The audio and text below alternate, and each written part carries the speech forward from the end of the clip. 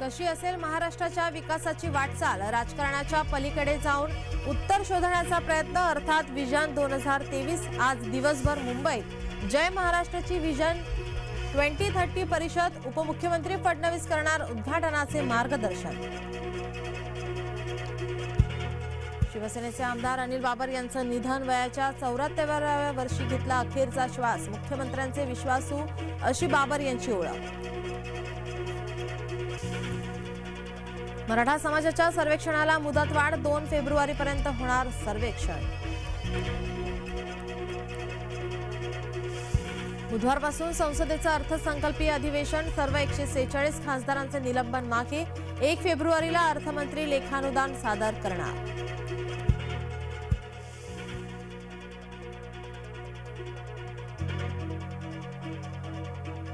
पुणे लोणावळा दुपारची लोकल आजपासून पूर्ववत, कोरोना काळात पुणे लोणावळा दुपारची लोकल केली होती बंद।